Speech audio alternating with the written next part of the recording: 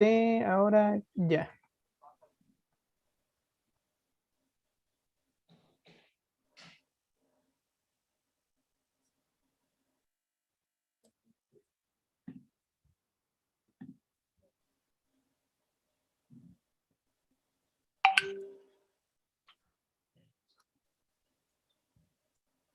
Ahora ya. Ahí estamos. Bien, comenzamos entonces. Hola a todos los que nos estén mirando ahí por las redes. Vamos a comenzar con nuestro conversatorio sobre violencia política, impunidad y reparación desde 1973 al presente. Mi nombre es Amanda Astorga, soy la consejera territorial del campus Oriente de la Universidad Católica. Soy estudiante de Psicología y de Estética y voy a estar moderando esta instancia en la que tengo el honor de contar con tremendas invitadas y un invitado que se nos va a sumar en un ratito más. Voy a comenzar presentando a Aideo Berreuter. Ella es dirigente y activista por los derechos humanos, es sobreviviente de prisión política y tortura, fue candidata a constituyente independiente en el Distrito 9 por la lista de Apruebo Dignidad y es presidenta del Comando Unitario de Exprisioneros Políticos y Familiares. Hola Aide, ¿cómo estás? También contamos con la presencia de Lorena Fríes, quien es abogada de derechos humanos, ha dedicado su carrera a la defensa de ellos y a la lucha feminista, fue la primera subsecretaria de los derechos humanos en Chile y primera directora del INDH, fue vocera de la campaña presidencial de Gabriel Boric y actualmente es candidata a diputada por el Distrito 10 de la lista de Apruebo Dignidad. En un ratito más se nos va a sumar Roberto Celedón, quien es abogado de la Universidad Católica, magíster en Derecho Constitucional, es defensor de los derechos humanos, actualmente convencional constituyente por el Distrito 17 de Apruebo Dignidad, es coordinador de la Comisión de Derechos Humanos, Verdad Histórica y Bases para la Justicia, Reparación y Garantías de No Repetición de la Convención Constitucional. Así que como verán, tenemos invitadas muy importantes, aprovecho de agradecerles su presencia. No sé si quisieran agregar algo más a su presentación o decir unas palabras antes de que comencemos. En mi caso sí, una corrección, porque si bien es cierto, yo soy una parte activa y fundadora del Comando Unitario hace más de 20 años, yo simplemente soy allí alguien que con frecuencia ejerce la vocería, pero en realidad el Comando Unitario es un conglomerado que reúne un conjunto de organizaciones de sobrevivientes, de exprisioneros políticos y familiares, en los cuales hay muchos dirigentes, ¿no? Y yo soy solo una dirigente más, ni siquiera soy la presidenta de mi organización, soy la encargada de investigación y memoria de la agrupación de familiares de prisioneros políticos fallecidos. Lo digo esto porque además están conectados los compañeros del Comando Unitario y van a seguir atentamente esta conversación. Chuta, ya entonces, corrijo. Mil disculpas a los compañeros que nos estén mirando.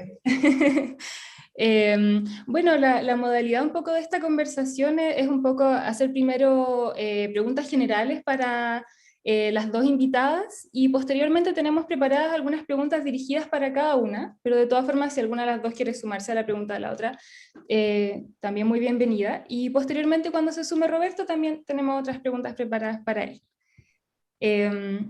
Quisiéramos comenzar entonces hablando un poquito sobre, bueno, el contexto actual en que nos encontramos, una contextualización breve quizás, nos encontramos posterior a una revuelta social que impulsó el hecho de que actualmente estemos realizando un proceso constituyente y que también ha puesto sobre la mesa la posibilidad de realizar transformaciones profundas, tanto a nivel de Carta Magna como también en otros ámbitos de lo público, de lo privado.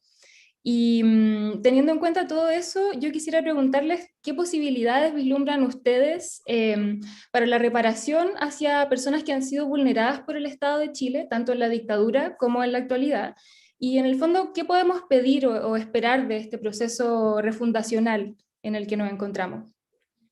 No sé si alguna de las dos quisiera comenzar. Sí, puedo. Sí, mira, yo creo que este es un proceso refundacional, como dices tú, que en sí mismo es una garantía de no repetición.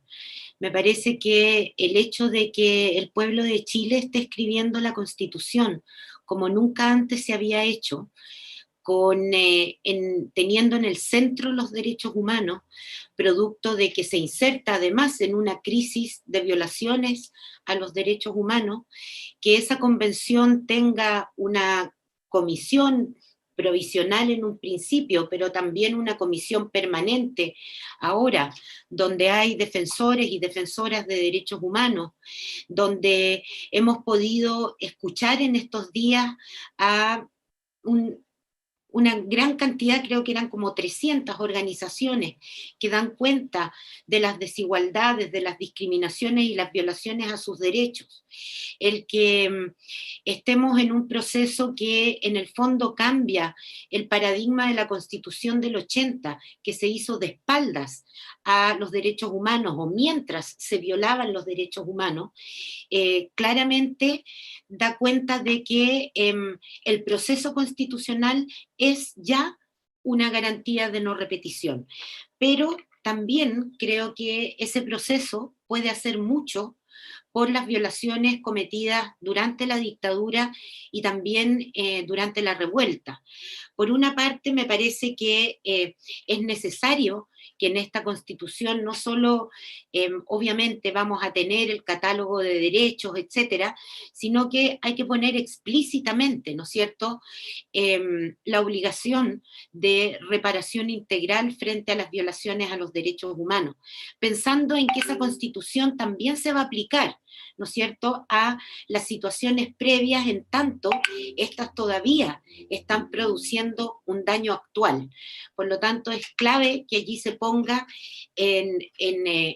una cláusula, normas que den cuenta de la obligación de reparar adecuada e integralmente a las víctimas de violaciones a los derechos humanos. Pero dicho esto, también yo creo que esta convención constitucional también puede contribuir a la verdad y la justicia y la reparación de las víctimas de la revuelta. Y en ese sentido me parece que, por ejemplo, uno podría pensar perfectamente, no soy convencional constituyente, así que no sé lo que va a pasar, pero sí podría en los artículos transitorios, por ejemplo, establecer la necesidad de una comisión de verdad, justicia y reparación que por lo tanto, mandate al próximo gobierno de la obligación de constituir esto y que efectivamente después las leyes, las políticas que tengan que ver con reparación se hagan con los estándares de reparación integral que no se han logrado durante estas décadas. Me parece que eso es parte de este proceso. Perfecto. ¿Aide, algún comentario? Sí. Mira, para el caso de los sobrevivientes de prisión política y tortura, que es por lo único que yo puedo realmente hablar con propiedad, digamos, ¿no? Nosotros entendemos que la reparación integral solo se concreta cuando hay verdad y justicia, que es exactamente lo que no hemos tenido hasta ahora. Las comisiones calificadoras creadas en la postdictadura no han hecho otra cosa que servir a un propósito de marketing político, en el cual en concreto no se ha verificado la introducción de los derechos humanos como un elemento central, como un pivote dentro de la estructura del Estado, que es por lo cual hemos luchado siempre, ¿no? Dado que no nos podemos extender demasiado en estas respuestas, digamos, no voy a entrar en los detalles de la cantidad de textos que hemos escrito, de reuniones a las que hemos concurrido, de acciones que hemos realizado nacional e internacionalmente a estos efectos. Pero la verdad es que los sobrevivientes, si para algo hemos sobrevivido, no es para tener una vida digna y libre y feliz, sino para luchar una y otra vez intentando reponer nosotros, por nosotros mismos, nuestra dignidad, que tiene que ver precisamente con la reparación integral. La reparación integral la entendemos como un acto del Estado en el cual no solo se nos crean las condiciones como ciudadanos para acceder a la verdad y la justicia, que es algo a lo cual hasta ahora no hemos contado con ello, sino que además fundamentalmente, y mucho más que el abordaje neoliberal que han hecho los gobiernos postdictatoriales, fundamentalmente para nosotros el tema de la recuperación de nuestra condición de luchadores sociales, el reconocimiento y la valoración de la aportación que hicimos a la recuperación democrática, el reconocimiento y la valoración de que todo aquel aspecto que se relevó como aspecto valioso de la vida democrática tiene en deuda el reconocer en estos luchadores sociales su aportación. Y reconocerlo para nosotros no solo es importante por un tema de ego, sino que es importante primero porque es importante para nuestras familias que han vivido en el estigma del delincuente, del terrorista, del malo, del que está fuera de lugar, sino que también porque cuando se agredió a estos luchadores sociales, se agredió a la sociedad en su conjunto. Y ese acto reparatorio es definitivamente un acto integral de reparación cuando, entre otras cosas, se devuelve a las personas la dignidad que le ha sido arrebatada por alguien que lo mandó a vivir un dictador, que lo mandó a vivir a las covachas, que lo mandó a desaparecer, a morir, a callar. Y que tristemente, quienes creíamos que eran nuestros compañeros, en la postdictadura se hicieron parte de ese discurso. Ahora, lo que sí debe quedar claro, Amanda, es que desde el primer día en que se abrió la posibilidad, en el 90, nosotros concurrimos inmediatamente a hablar con el presidente Elwin. El presidente Elwin nos prometió que al año siguiente, después que resolviera el tema de los detenidos desaparecidos, se iba a hacer cargo de la prisión política y la tortura. Pasaron 13 años hasta que se abrió la primera comisión Walech. Primera comisión Walech que, entre otras cosas, concluyó imponiéndonos 50 años de silencio y no haciéndose cargo de que desde el primer día habíamos llegado con un dossier de propuestas respecto a la creación de una comisión calificadora permanente, en la cual le decíamos al Estado de Chile que no era cosa de llegar y subir una cortina y decirnos ahora usted puede hablar y mañana debe callar porque ya se le acabó el tiempo.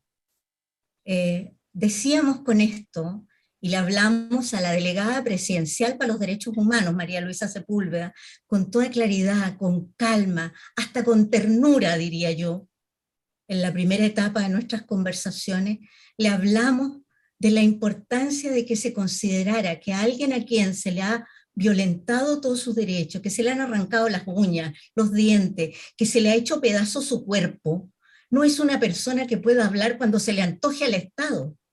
La persona habla cuando puede, y cuando se la fuerza, lo que se hace es el Estado retraumatizarla.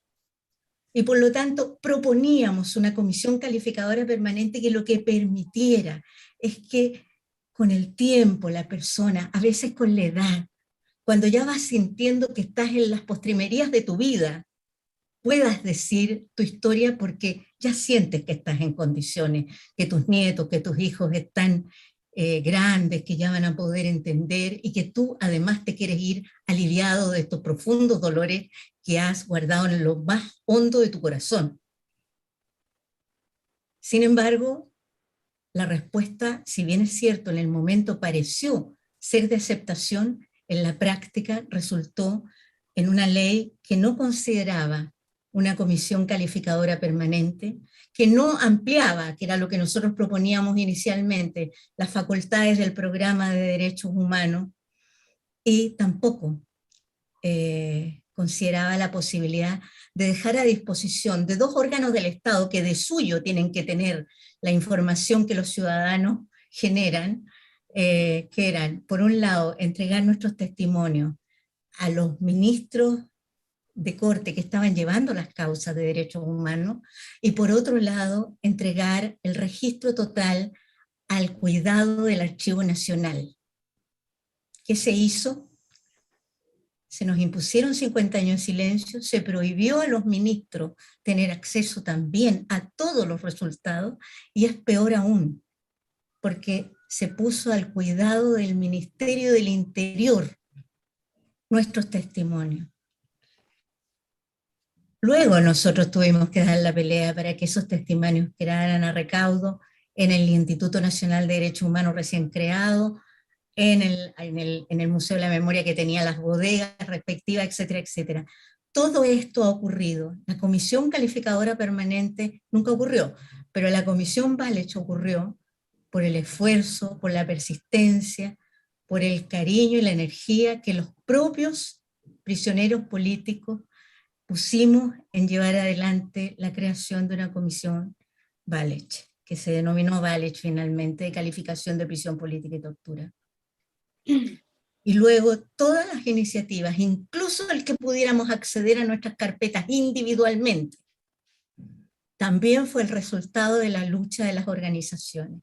Los sobrevivientes, por definición, tenemos el hábito, la tradición, porque somos parte de una generación de colectivos. Nosotros nos organizamos, nosotros permanecemos activos, desarrollamos nuestras propuestas y hemos estado siempre ahí. Otra cosa muy distinta es que se ha hecho como que se nos escucha y no se nos ha escuchado.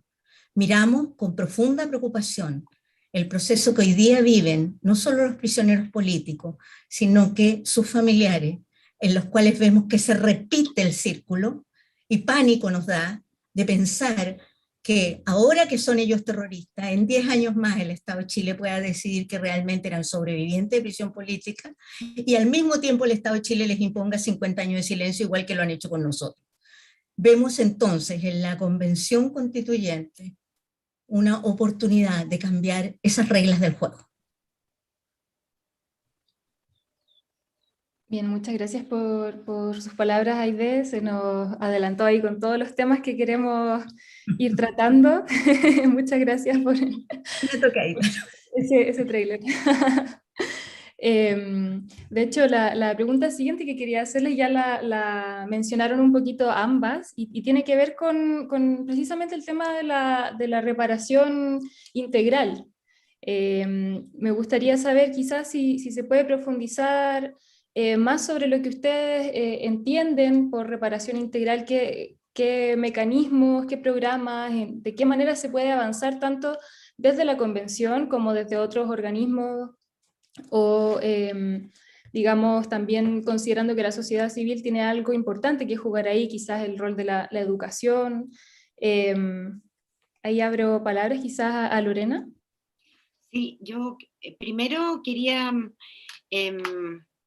reconocer en lo que dice Aide, efectivamente, la tremenda lucha que han dado los sobrevivientes de tortura y prisión política, y creo que efectivamente son los que han puesto sus luchas, sus cuerpos sobre la mesa para denunciar, digamos, la desidia muchas veces del Estado. Y lo digo también porque algún pito tengo que tocar en esto, porque en esa lucha, por ejemplo, hice, por ejemplo, todos los esfuerzos por levantar el secreto de los 50 años. Preparamos un proyecto de ley cuando yo estuve en la subsecretaría. Ese proyecto de ley, autorizado obviamente por la presidenta Bachelet en ese momento, recibió sin embargo una especie de muralla china cuando lo quisimos presentar en el Parlamento. Los senadores en ese tiempo, oficialistas, nos dijeron que las víctimas habían acordado el secreto de los 50 años, y eso que nosotras desde la subsecretaría habíamos estado conversando con las organizaciones y nos habían dicho una y otra vez que nadie les había preguntado, ¿no? Y por lo tanto se estancó y hubo una negación a tramitar ese proyecto en en el Parlamento. También quiero decir que fuimos adelante con la idea, incluso usando los recursos, no con recursos adicionales, de crear una comisión permanente de calificación de víctimas. Tuvimos capacitación del ISP para poder montarla, no significaba un peso más para el Estado.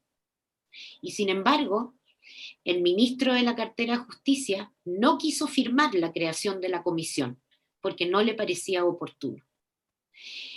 Ante esa frustración, y considerando además lo que dice Aidé, que es que efectivamente hoy día los sobrevivientes de tortura pueden ir a sacar sus antecedentes personales, pero no se les da la carpeta completa, sino que lo que ellos entregaron en su momento cuando presentaron sus testimonios, y que por lo tanto la justicia, el Instituto Nacional de Derechos Humanos no puede entregar la carpeta bajo delito de desacato, y por otro lado, porque está impedido el Poder Judicial de conocer de oficio, y además no existen las facultades legales para representar a víctimas de la tortura en el programa de derechos humanos. El último acto, casi diría yo furtivo, que pude hacer en la subsecretaría es usar un resquicio legal que establece que cualquier funcionario público que tenga conocimiento de un delito tiene que hacerlo, entregarlo a la justicia. Y lo que yo hice fue entregar el listado de todas las víctimas acreditadas por Valech al juez Muñoz, para efectos de que él se diera por enterado de un delito que se podía empezar a investigar de oficio. ¿Qué pasó?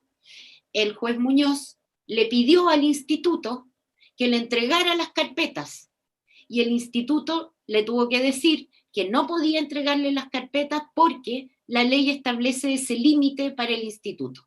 ¿Qué quiero decir con todo esto? Que no ha habido voluntad política para saldar las deudas con los sobrevivientes y las sobrevivientes de prisión política y tortura. Tampoco lo ha habido respecto de las personas detenidas, desaparecidas y ejecutados políticos, pero desde mi punto de vista hay una deuda que es mucho mayor respecto de la prisión política y tortura, incluso desde el punto de vista de la reparación. Y ahí quizá me quiero meter con los temas de reparación, porque yo creo que es verdad lo que dice Aidé, la triada verdad, justicia y reparación es una triada indivisible, y en ese sentido uno no puede pensar en una justicia en los términos en que hoy día existe la arquitectura de la justicia. Necesitamos una reforma profunda al Poder Judicial, un Poder Judicial que esté formado en los derechos humanos, un Poder Judicial que conozca lo que significan los estándares en materia de derechos humanos que han venido conociendo en la práctica, pero no es un tema central, pero además la forma de designación de los jueces tiene que ser mucho más abierta y menos politizada, donde la ciudadanía pueda, por ejemplo, organizada, hacerle en audiencias públicas preguntas a los jueces y los jueces sean representativos, ¿no es cierto?, del mundo en que vivimos. Además, creo que en términos de medidas concretas, yo creo que están hace rato, las mismas organizaciones las han puesto sobre la mesa. Por ejemplo, uno tiene que pensar que para tener toda la verdad, con todos los años que han pasado, y pensemos que la reparación no es un momento, la reparación es un proceso que va teniendo distintos énfasis y necesidades en el tiempo. Y los gobiernos tratan de acotarlo a un momento, saldar y ya. Y esto es algo que va a cruzar muchas generaciones y por mucho tiempo. Y vamos a estar mirando distintas cosas en distintos momentos.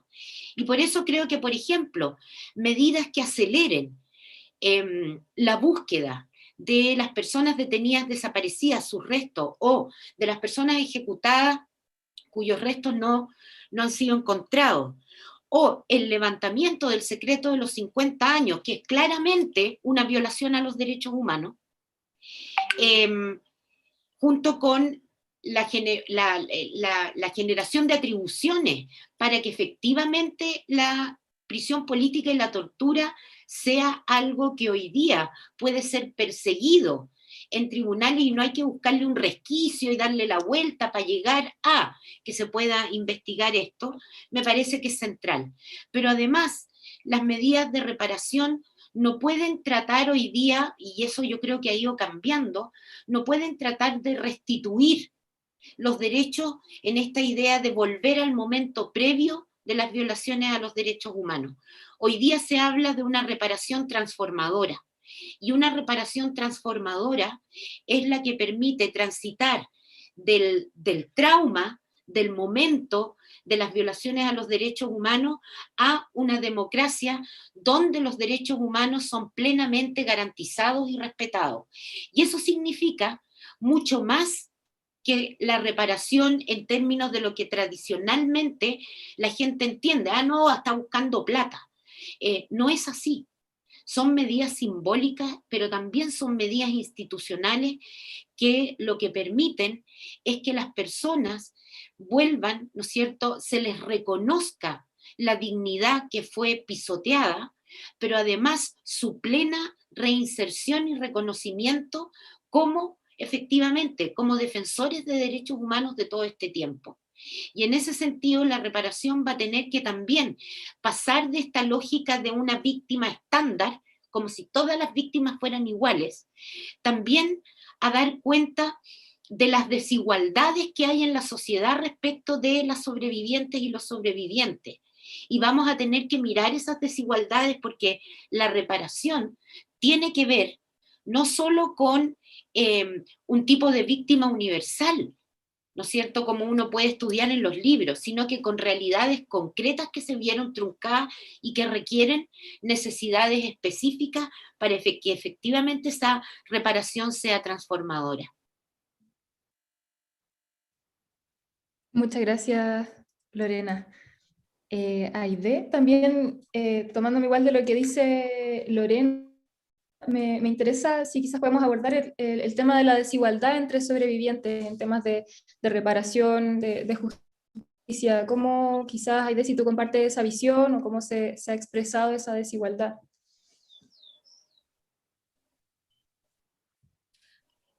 Mira, voy a entrar por bien distintos lados, digamos, pero hace muy poco tiempo atrás, menos yo creo quizás un mes, tuvimos una sesión especial de la Comisión de Derechos Humanos en la Cámara de Diputados, en la cual participaron el representante para el Cono Sur del Alto Comisionado de Naciones Unidas para los Derechos Humanos, y especialmente el invitado era el relator especial para la verdad, la justicia, la reparación y las garantías de no repetición, Fabián Salvioli.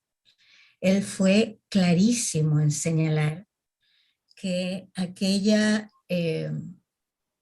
reparación que no era oportuna era, en muchos sentidos, retraumatización y vuelta a ser violación de derechos humanos por parte del Estado. El Estado que no repara integralmente en forma oportuna incurre en un nuevo delito, y ese delito es precisamente el retraumatizar a la población afectada.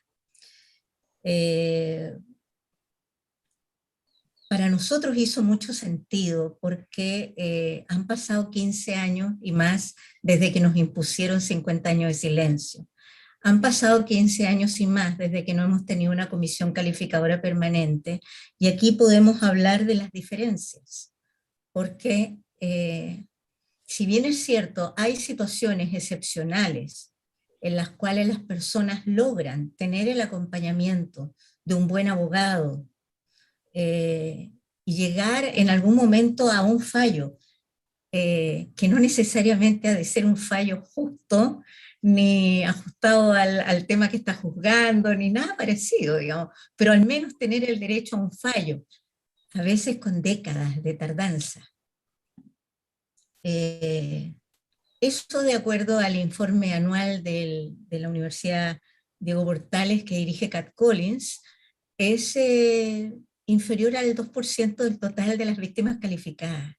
Entonces, eso es un elemento, un señalamiento más que elocuente de cuál es la realidad de esta situación. Si a eso tú le agregas que nosotros, en mi caso, especialmente en mi calidad de encargada de investigación y memoria de los familiares de prisioneros políticos fallecidos, hemos facilitado y hemos gestionado la realización de estudios por parte de profesionales expertísimos en las materias, respecto de qué se mueren los presos políticos y cuándo se mueren los presos políticos, la conclusión es que los presos políticos, hombres, se mueren 17 años antes que el resto de los hombres del país. Y lo que es peor, las presas políticas, mujeres, nos morimos 20 años promedio antes que el resto de las mujeres en Chile. ¿Y de qué nos morimos? Normalmente nos morimos de cáncer.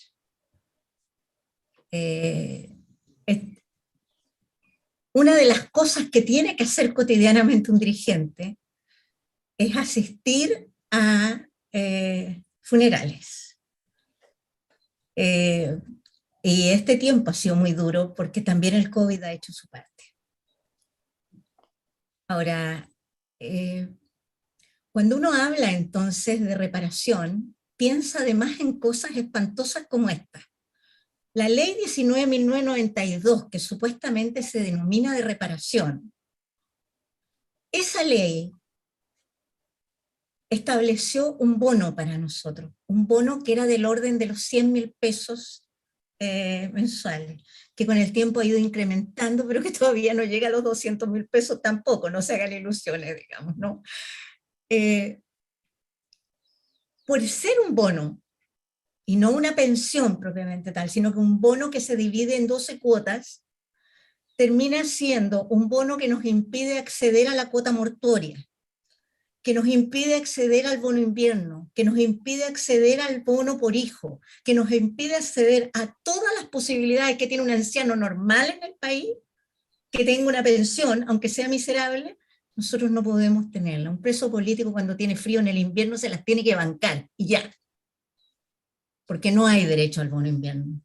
Pueden imaginar, puedes tú, Amanda, y los estudiantes que nos han convocado hoy día, imaginar que nosotros pudiéramos no haber dicho esto en todas las tribunas en donde hemos podido ser escuchados. Lo hemos dicho, y lo hemos dicho por décadas. Yo tenía menos de 20 años para el golpe, me he hecho vieja diciendo esto mismo. Y aquí estamos. Entonces, en fin, no sé.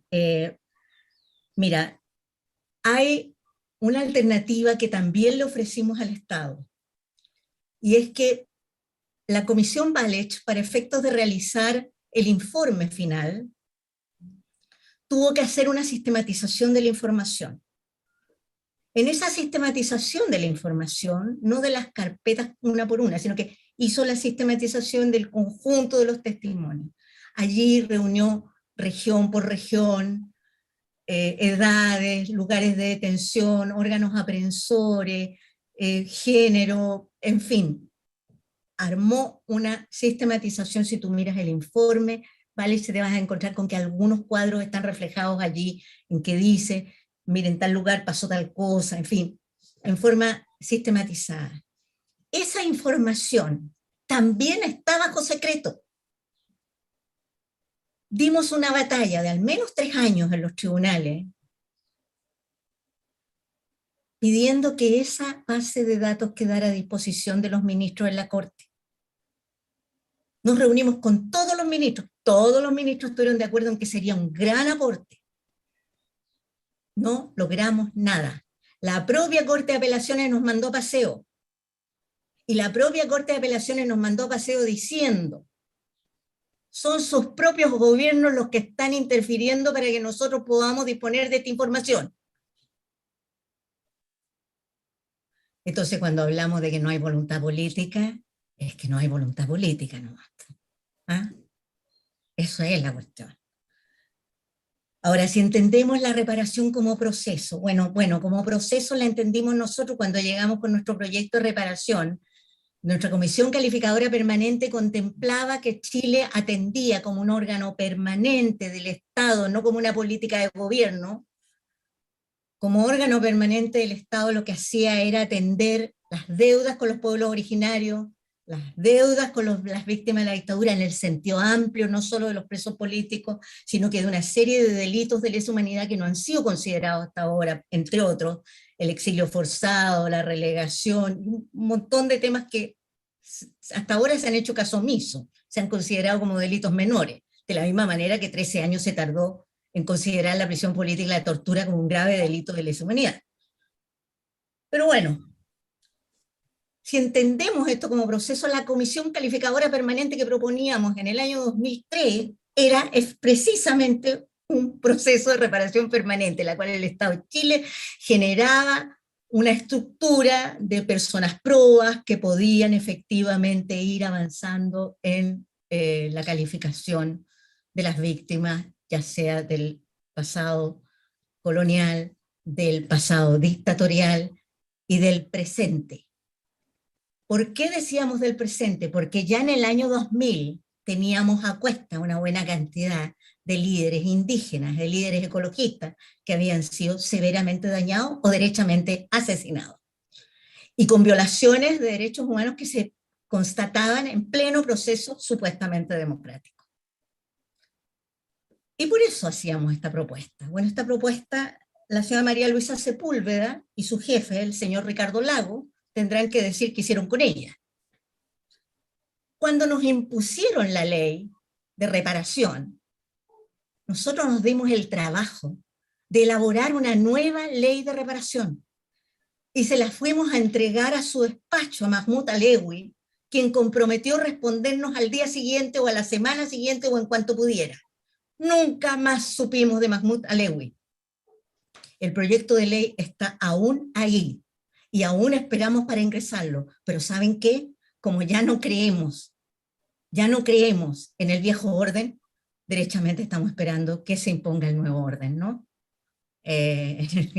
Ya de verdad no queremos seguir bicicleteando en una estática en la cual nos han hecho sentir que en el alma nuestra hay un hámster, ¿no?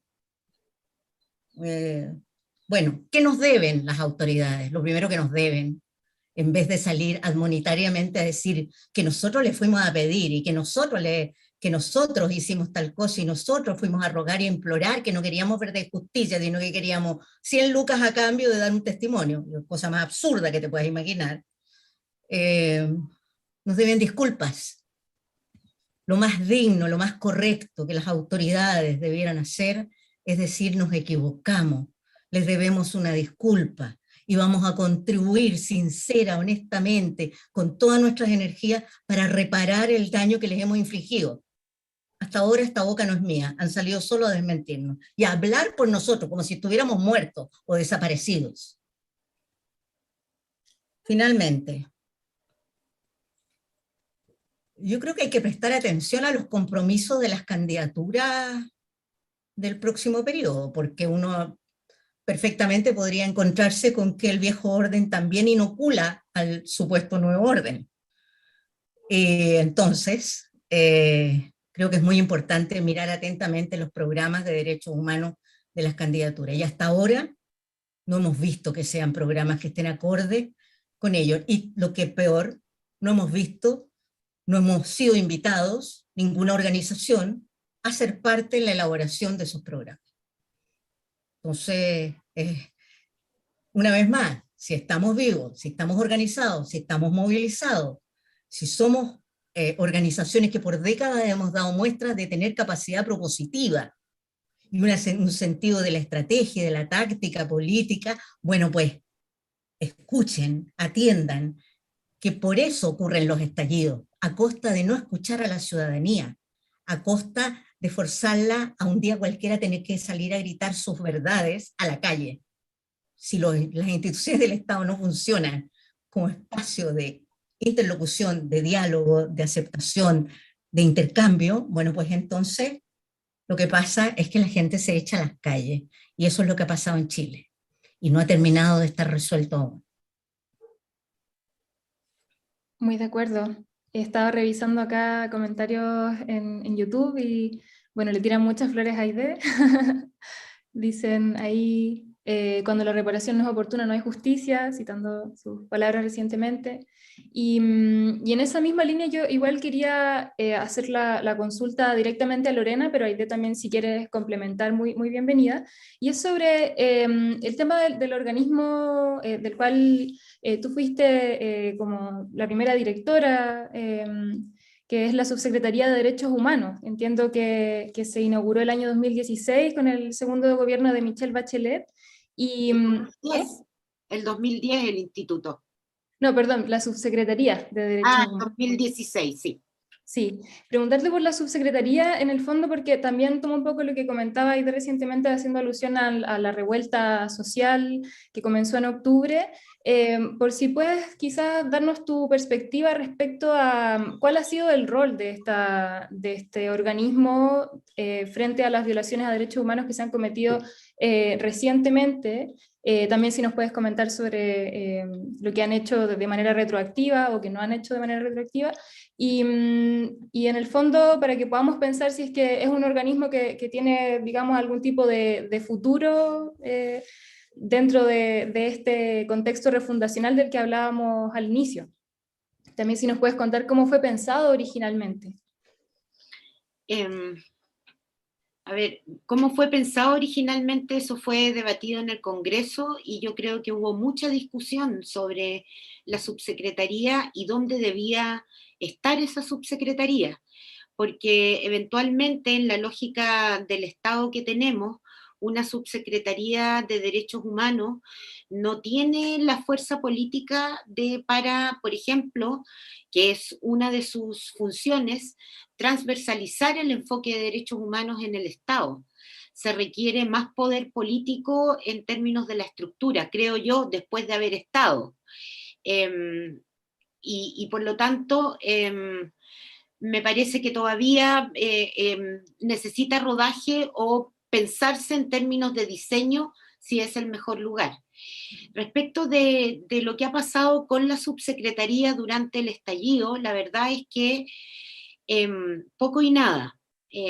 Recuerdo que la subsecretaria incluso tuvo la misión de desautorizar los informes que habían hecho los organismos multilaterales y organismos de la sociedad civil respecto de las violaciones a los derechos humanos que habían acreditado en las misiones de observación que vinieron.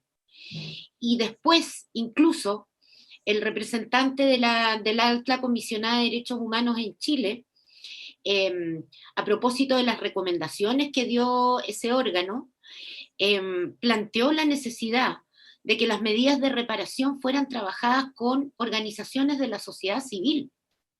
Y eso, además de que no hay medidas de reparación, no se ha convocado a la sociedad civil y a las organizaciones y a los familiares, por ejemplo, de víctimas de trauma ocular o de asesinato o de tortura, etcétera, no se las ha convocado para pensar y reflexionar en conjunto, porque esa es la forma de hacerlo. Sí, Aide dice bien, digamos, son las propias organizaciones que se han visto afectadas por el Estado, por violaciones que perpetra el organismo que debiera ser el órgano que te protege, que tienen que hacerse con las organizaciones y no se ha hecho. Por lo tanto, yo creo que no ha tenido un rol incidente y si lo ha tenido, ha sido en términos negativos para encubrir más que para sacar a la luz lo que podría haber hecho este gobierno en términos de medidas de reparación. Y también recordemos que todavía no contamos con toda la información. Es que no ha habido tampoco ningún interés por, por registrar, por tener un registro unificado de lo que pasó. Tenemos cifras distintas en el Poder Judicial, en el Ministerio Público, en el Instituto también cambian las cifras. Entonces, lo único que uno ve es que el gobierno mira hacia otro lado y no ve y no acepta, ¿no es cierto?, el rol que tuvo como perpetrador de esas violaciones durante la revuelta. Comprendo. ¿Aidea, algún comentario que Sí, quieras agregar quizás? sí. Mira, los sobrevivientes de prisión política y tortura, y concretamente los representantes del Comando Unitario, le pedimos, a poco de haberse instalado la actual subsecretaria de Derechos Humanos, una reunión como es lo habitual. Lorena lo sabe bien porque es nuestro estilo y también lo sobrellevó durante su periodo como subsecretaria.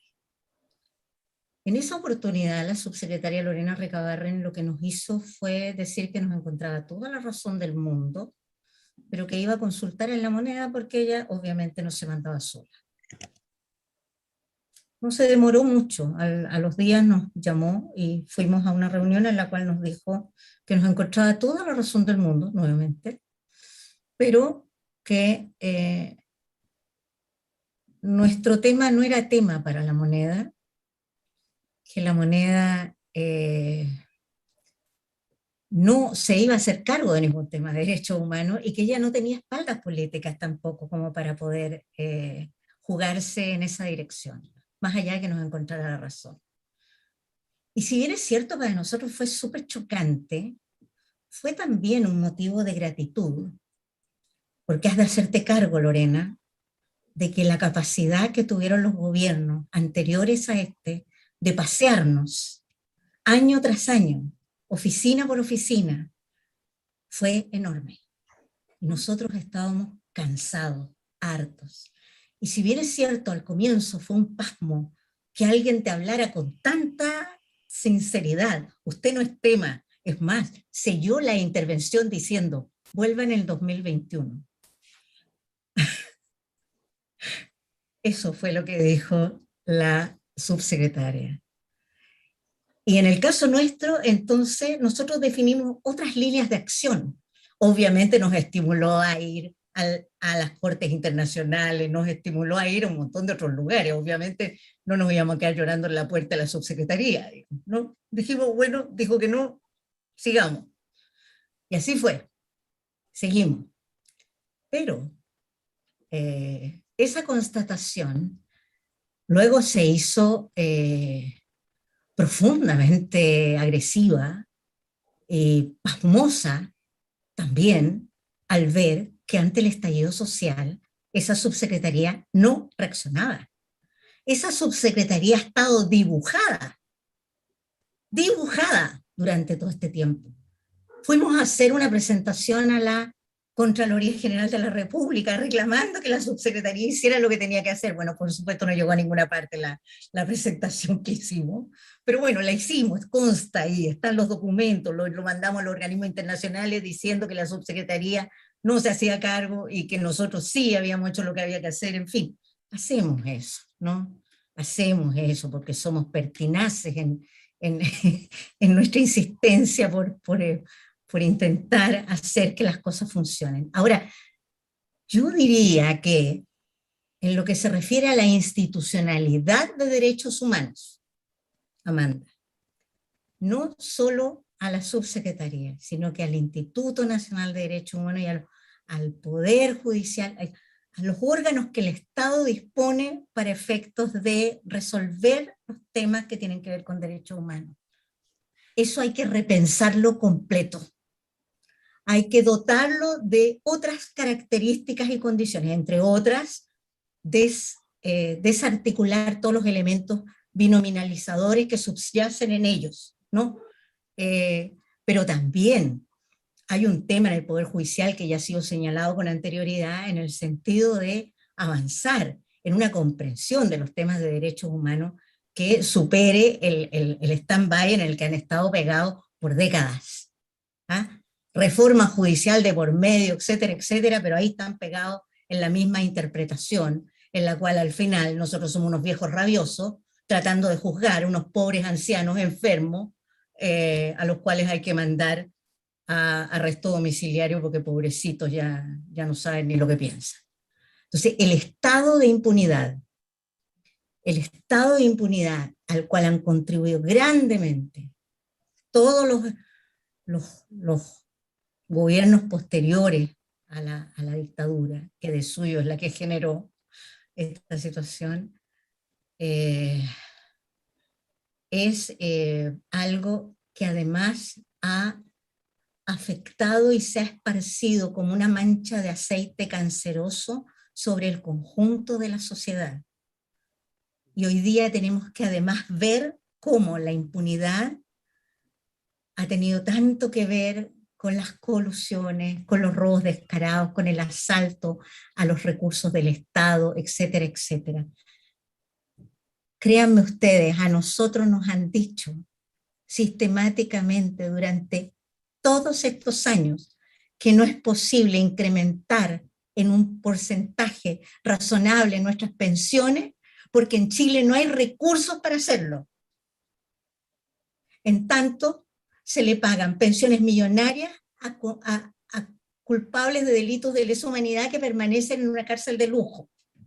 En cambio, se les entregan recursos sin límite a personas que disponen de recursos reservados para fines de defensa y que los usan para comprarse relojes de marca y autos y viajes al extranjero, en fin. Todo lo que hemos tenido que ver, también es una afectación, un oprobio. ¿Y saben qué? Es un verdadero milagro que permanezcamos tan correctos y dignos como permanecemos hasta hoy día, porque otras personas habrían tenido una reacción diferente. Otras personas habrían reaccionado de otra manera. Es tal la sistemática marginación, el silencio al que se nos ha empujado, que realmente no cabe sino que mínimo los ancianos de hoy día, que éramos los jóvenes de los 70 y que fuimos represaliados por la dictadura, mínimo hubiéramos roto un torniquete, mínimo. Porque ya el hartazgo es algo que incluso te hace más digno. Incluso te hace más digno. Es algo, de alguna manera uno siente cuando a ratos ve esos actos que tienen que ver con el ataque del mobiliario público, a ratos uno siente de una manera a ratos medio incorrecta, digamos, pero uno siente, yes, bien. O sea, perdona, pero si ustedes escuchan todo lo que he dicho para atrás, y créanme, he dicho poco de las cosas que hemos tenido que soportar, de las cosas que nos han dicho nuestros propios compañeros, que no seamos rencorosos, que hasta cuando seguimos, que tengamos una vida, que nos dejemos en lesera, que demos las gracias de estar vivos.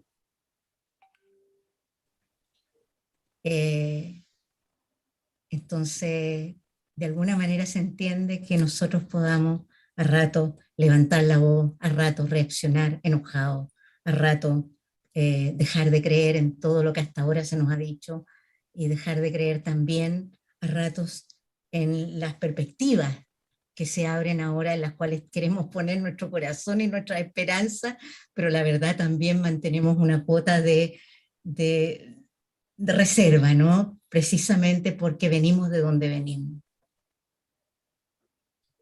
Sí, por supuesto. De hecho, claro, como mencionabas, la gran parte del espíritu de la revuelta es un poco ese derecho a reivindicar la rabia y todo lo que nos conmueve y que nos remece y que nos lleva hacia movilizar nuestras fuerzas y unirnos y luchar por las cosas que nos parecen justas.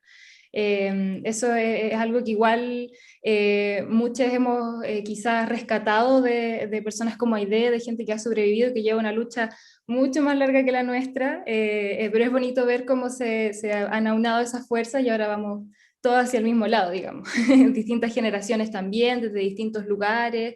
Eso a mí, es algo que me conmueve mucho y me parece muy, muy lindo.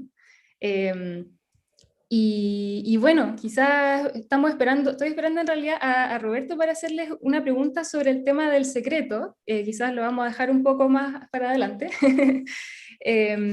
Pero antes quisiera preguntarles también porque ya hemos hablado bastante de las políticas de reparación, las críticas, las cosas para las que ha servido, para las que no, en fin, pero también me gustaría que tocáramos ya más directamente el tema de la impunidad. Igual ya lo estaban adelantando por ahí con sus respuestas, pero quizás saber un poco como, por un lado, de qué manera afecta directamente la impunidad a los procesos y también por qué consideran ustedes que la impunidad se repite a pesar de que se han creado mecanismos e instituciones para impedirlo. Quizás si puede partir Lorena.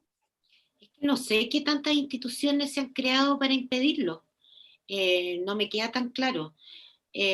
Lo que sí creo es que esto ha sido un proceso muy tutelado, donde efectivamente se ha buscado finalmente entre pactos de silencio, entre marcos legales restrictivos, entre también, y hay que decirlo, también una política de bloqueo en términos de la movilización y la participación del mundo social en la formulación de ideas de política. Eso está entronado desde el año 90 en los gobiernos de la Concertación. Y efectivamente yo me hago cargo ahí de mi tiempo en la subsecretaría, pero yo no he participado nunca en los gobiernos de la Concertación, salvo, digamos, en ese año y medio que estuve ahí. Y lo hice justamente por tratar de ver si se podía hacer algo más. Y me quedó claro que no. En todo caso, me parece que Aide lo estaba diciendo, la impunidad es eso, es como un aceite, ¿no es cierto?, que empieza a permear todas las estructuras. Y la verdad es que el gran mensaje que envía la impunidad es que todo lo que ocurre en términos de violación a los derechos humanos no es considerado un desvalor, porque no hay cambios, no hay justicia, no hay verdad, no hay reparación, y por lo tanto la lectura que hace la ciudadanía es: esto es algo más, y por lo tanto se generan y se mantienen las condiciones que hacen que eso se reproduzca. Tan es así que veamos lo que pasó con el estallido, que es un acumulado, ¿no es cierto?, de esa impunidad en todos los campos. Abuso en materia económica, en materia de derechos sociales, ¿no es cierto?, abuso, digamos, en las violencias por las distintas desigualdades que nos cruzan. Todo eso da lo mismo. La institucionalidad reproducía y reproducía en los mismos términos. Carabineros tiene hoy día la misma formación que tenía hace 30 años atrás. Nada cambió. Y por lo tanto, siguieron usando los mismos mecanismos, siguen mirando a la ciudadanía eventualmente como un adversario, un enemigo en el espacio público, ¿no? Y entonces, efectivamente, cuando uno dice no más a la impunidad, lo que está diciendo, a contrario sensu, es verdad, justicia, reparación, garantías de no repetición, para que no se mantenga, no hayan climas ni posibilidades de impunidad.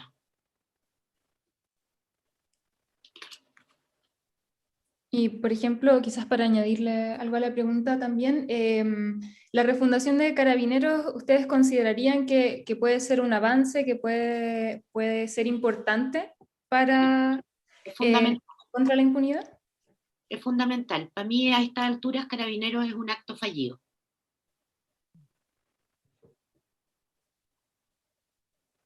Bien, Aide, quizás algún comentario. Sí, mira, en mi caso yo creo que es como relativamente fácil, he tenido como una posición súper clara, he escrito varias columnas, entrevistas en las cuales he dicho con toda claridad que desde siempre hemos estado señalando, creo que no tengo en cuenta la cantidad de ministros de defensa con los que nos reunimos para hacerle ver la necesidad de que hubiera un cambio estructural de la forma de concebir la Fuerza Armada, de que el tema del enemigo interno, de que era definitivamente algo fatal para la construcción de una democracia, aunque más no fuera una democracia tutelada, igual se la ponía en peligro, manteniendo esa lógica, se la ponía en peligro, siguiendo con la lógica de enviar oficiales a la nueva Escuela de las Américas, etcétera, etcétera, etcétera. Esto es un tema que creo que sería de los temas, junto con la Comisión Calificadora Permanente, de los temas que nosotros más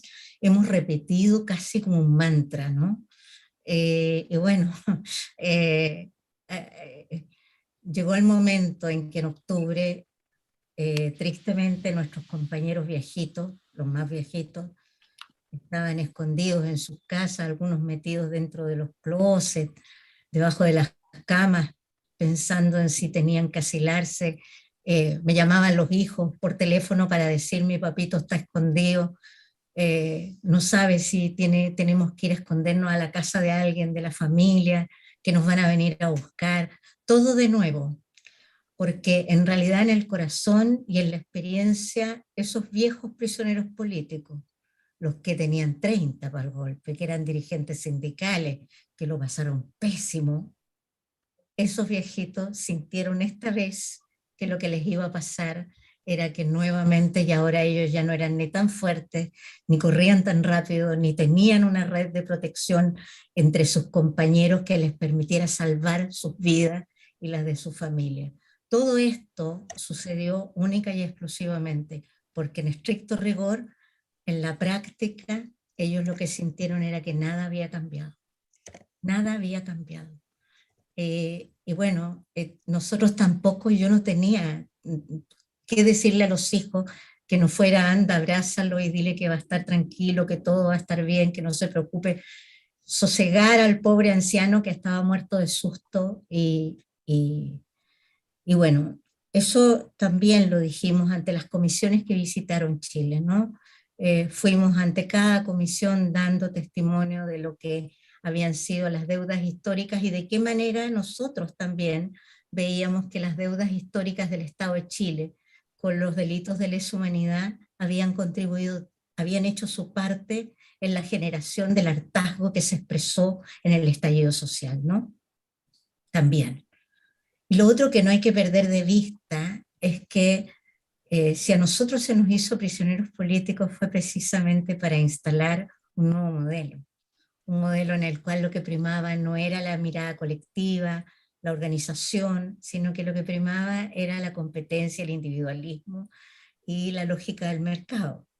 Y entonces a nosotros nos hicieron a un lado para eso, pero nosotros éramos luchadores sociales, circunstancialmente fuimos presos políticos, víctimas de prisión política y tortura, pero luego en nuestra sobrevivencia hemos seguido siendo luchadores sociales, ¿no? Esa es parte de nuestra naturaleza, de nuestra definición. Y entonces aquello hoy encuentra además un espacio extremadamente cálido, por decirlo de una manera, cuando hay tanto estudiante secundario, tanto universitarios, tanta gente de la calle que ahora sí quiere escucharnos, finalmente, ahora que estamos ya muy de salida la mayoría de nosotros, incluso los que éramos más niños en ese tiempo. Bueno, pues ahora finalmente hay personas dispuestas a escuchar, no, no todos, pero una buena cantidad, que para nosotros es muy valioso porque antes eso no ocurría, ¿no? Antes no ocurría. Nosotros íbamos por ahí hablando y como que no salían palabras de nuestra boca. Era como que hacíamos un gesto nada más, ¿no? Eso ha sido para nosotros súper importante. La impunidad también ha sido eso, porque el sobreviviente, a diferencia de otros compañeros que también fueron presos políticos, pero que luego fueron ejecutados o hechos desaparecer, en el caso nuestro, nosotros en la micro, en el metro, en el ascensor del tribunal al que vamos a dar testimonio, nos encontramos con nuestros torturadores. Y nuestros torturadores nos miran a la cara y se mueren de la risa de nosotros. Y esa es una experiencia que de verdad yo no se la doy a nadie. Y eso sigue ocurriendo en Chile, precisamente porque la impunidad también ha contribuido que ese tipo de experiencia tengamos que tenerla cotidianamente, ¿no? Oh, qué tremendo lo que nos cuentas, Aide. Bueno, antes de seguir comentándote sobre tu respuesta, quisiera darle el pase a Lorena, que se tiene que retirar, lamentablemente. Sí, tengo otra reunión ahora. Esperaba poder saludar a Roberto, pero quiero obviamente agradecer a todos los que están escuchando y decir que es cierto que efectivamente hoy día hay más voces a favor, digamos, de la lucha de derechos humanos que hace 10 o 15 años atrás. Y que eso hace también que uno tenga esperanzas en el futuro y en este proceso que estamos viviendo, porque ya no es un grupo, no es una minoría, ni es como, ni son los medios loquitos, deschavetados, despechados, sino que es la mayoría la que quiere poner al centro los derechos humanos, los que quiere verdad, justicia y reparación respecto a las violaciones contra la dictadura, en la época de la dictadura y también las violaciones de la revuelta. Y yo creo que un desafío hoy día que tenemos es justamente que esos jóvenes que nos permitieron llegar, ¿no es cierto?, a esta convención constitucional salgan en libertad, porque están viviendo violación a los derechos humanos, recluidos en cárceles, y son los que finalmente protagonistas, digamos, de este proceso que estamos llevando. Entonces, eso, me quiero despedir diciendo que es una obligación de este gobierno, en el que obviamente no confío, pero sí es una obligación del próximo, si no se puede y no se logra durante este gobierno, que esos jóvenes eh, salgan en libertad, y que no salgan, digamos, que salgan porque se entiende que ahí incluso los delitos que se hayan cometido, que se cometieron, están dentro de un contexto que era de falta de respuesta del Estado a un conjunto de demandas que históricamente se habían planteado y que no fueron consideradas. Entonces, me parece que ese es el gran gesto, efectivamente, que tenemos que hacer como sociedad, ojalá antes que el próximo gobierno, pero lo veo difícil. Así que me despido y gracias, Aidea. Hace tiempo que no te veía y todo mi reconocimiento al trabajo que hace la agrupación. Gracias. Muchas gracias, Lorena, por acompañarnos. Que estés muy bien. Chao. Oye, Bueno, Roberto nos va a dejar con los crespos hechos, parece.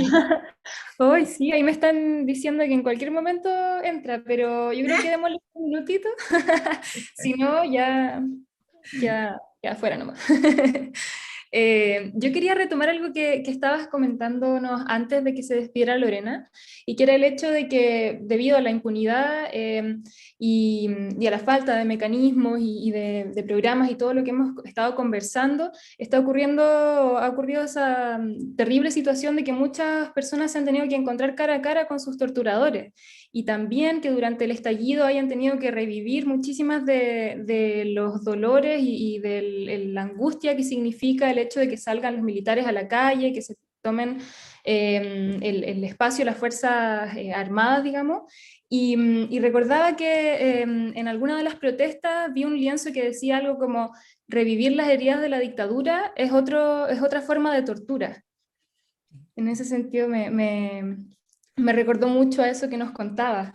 Y por eso mismo también, bueno, yo ayer me tomé el tiempo de ver el documental que hicieron sobre tu historia. Lo he tenido presente también durante todo el conversatorio. Y en el fondo me llamó mucho la atención y me gustó muchísimo también la forma en que tú nos invitas al final a vivir la historia desde otro lugar también, como salir de ese lugar de oscuridad y de muerte y de dolor para vivirlo desde otro lado, y en un lugar en el que te acompaña mucha gente que te ha apoyado durante todo este proceso. Es algo que, bueno, yo también estudio psicología, entonces ahí fue algo que me hizo mucho sentido desde la idea de reparación del duelo. Y no sé si quizás tendrás ganas, te gustaría contarnos un poquitito sobre esa película y la experiencia de hacerla, quizás en el intertanto mientras llega Roberto. Por supuesto, claro que sí, claro que sí. Bueno, hay varios elementos súper relevantes en este documental. El documental se llama Aidea y el pez volador. Y es porque es la historia de esta mamá que se llama Aide y de su hijo que fue asesinado fue un aborto forzado en tortura, digamos, es una forma, una tipificación legal que no existe aún en Chile, pero que algún día la vamos a tener, y que él fue liberado por esta madre del lugar donde lo dañaron, lo atacaron, y fue liberado simbólicamente en calidad de pez volador. El pez volador tiene una característica que a mí me parecía perfecta. El pez volador, cuando lo quieren atrapar en el agua, vuela, sale del mar y vuela. Y cuando lo quieren atrapar en el cielo, bueno, pues él nada. Tiene alitas, tiene colita, tiene todo, y por lo tanto tiene mejores condiciones de sobrevivencia que incluso las que tiene un feto que puede ser atacado con corvos y visto como un terrorista, ¿no? Y por eso ser eliminado.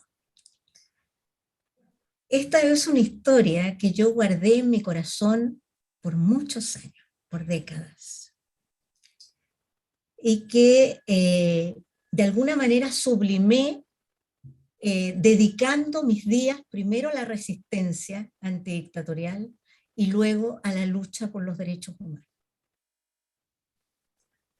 Si hay algo que nos caracteriza a los dirigentes de derechos humanos es que no somos amigos de connotarnos personalmente. Nosotros entendemos que, particularmente los presos políticos, entendemos que lo que a nosotros nos pasó le pasó a una enorme cantidad de personas. De hecho, y este es un número muy pequeño, 40.000 chilenos han sido calificados como sobrevivientes de prisión política y tortura. Y desde luego éramos muchos más. No nos gusta a los dirigentes de derechos humanos, no nos parece correcto, no propiciamos que existan casos emblemáticos, ni mucho menos el que personas en particular se consideren el preso político más emblemático ni nada parecido. Por lo tanto, ese también era un factor súper importante en que, por ejemplo, yo hablara de las presas políticas y de las cosas que pasaban en relación a las presas políticas, pero no específicamente. Incluso podía hablar de los abortos, pero no mi aborto. Esta situación cambió cuando en 2004, cuando sale el informe Walech, se acercan varios periodistas de la manera más torpe, brutal, hasta que aparece una damisela muy jovencita y muy cuidadosa, a la cual acepto que me entreviste, porque a ella le interesa saber de las mujeres que estuvieron presas políticas. Y entonces era la pregunta perfecta para una dirigente que gustaba de hablar de las mujeres presas políticas. Además que yo tenía la característica de haber estado siempre en Chile y de que había estado en hartos lugares, pero uno de ellos era el campo de prisioneros políticos de 3 y 4 Álamos en los años 70, y luego en los 80 había estado en la cárcel de San Miguel, ¿no? Y entre medio en varios otros lugares, pero esos eran como 2 hitos que a ella le llamaban la atención. Bueno, y esta mujer me entrevistó, que terminó siendo la Alejandra Matus, alguien a quien yo tenía de referencia por el libro negro La justicia chilena, pero nada más que eso. Ella me entrevistó y con la habilidad y la delicadeza y la inteligencia que la caracterizan, en un momento determinado dio un giro a la entrevista y me dijo: ¿y cuál es tu historia? Y probablemente ya existía suficiente acumulación en mi corazón. Quizás el solo hecho de haber concurrido a la comisión marcaba un hito, de manera tal que yo, sin darme ni mucha cuenta, comencé a hablar, y conté una parte muy importante de la historia de lo que había sido mi experiencia personal en ese momento como exprisionera política y como prisionera política en ese momento, y como mujer embarazada que fue deliberadamente abortada. Y ella convirtió esto en un artículo Y aquí sucedió algo que Lorena señaló, pero no lo señaló completamente, ¿ah? Sucedió algo súper interesante. Y es que Alejandra hizo algo que a mí me violentó, que fue ponerme en la portada, que era algo que yo no quería por ningún motivo. Yo no, le había pedido expresamente que no lo hiciera y me puso en la portada. Pero si no me pone en la portada, no sucede ninguno de los hechos posteriores. Porque en la práctica lo que pasó es que al estar en la portada, un señor en Ñuñoa pasó por un kiosco, vio el titular, compró el plan B, que era el medio en el que trabajaba ella en ese momento, y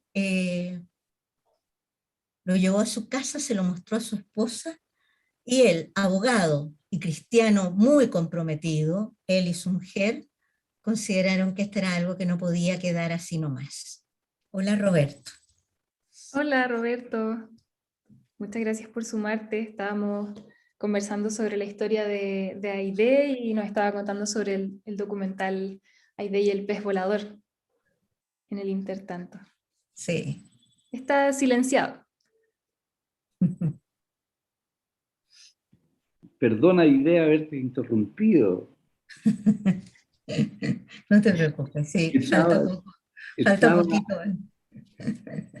pero termínalo, por favor. Sí, sí, Sí, sí, por sí. favor. Estamos haciendo tiempo, pero me imagino que habrás visto el documental y si no, bueno, pues los invito a verlo.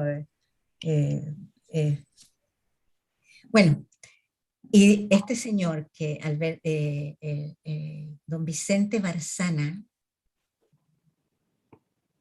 escribió en el año 2004, cuando ya existían los computadores hace mucho rato, él escribió en su Underwood con lápiz Bic correcciones y él escribió una denuncia y se dirigió personalmente a la corte, desde Ñuñoa a la corte de Valparaíso, e ingresó la denuncia adjuntando como único elemento de denuncia la publicación de la Alejandra Matu en el Plan B. Y para sorpresa de todos, porque la verdad era que todos los presos políticos sabíamos que las cortes no estaban acogiendo los temas de prisión política y tortura. Bueno, pues vayan a saber ustedes qué ángeles llevaba en las manos este señor, que se abrieron todos los caminos y la Corte de Apelaciones de Valparaíso aceptó la causa. Y la causa tardó hasta como 15 años, pero finalmente la causa llegó a su fin. Y bueno, con unos resultados bastante frustrantes en el sentido de que establece responsables, pero como ya están viejitos y enfermitos, los manda a sus casas, arresto domiciliario, en fin, todas esas cosas. Y ahí es donde esta madre quedó meditando respecto de qué quería hacer con esta historia, qué quería hacer con su hijo, qué quería hacer con su propio dolor, qué quería hacer con su corazón. Y ahí es que me fui a conversar con mi querido gran amigo Mariano Puga. Y le conté a Mariano lo que yo sentía en el corazón que quería hacer. Y Mariano me encontró toda la razón del mundo. Le dije que lo primero que yo quería hacer era sacar simbólicamente a mi hijo del cuartel Silva Palma de la Armada de Chile. Lo siguiente que quería hacer era regalarlo al mar y al cielo. Y que para poder regalarlo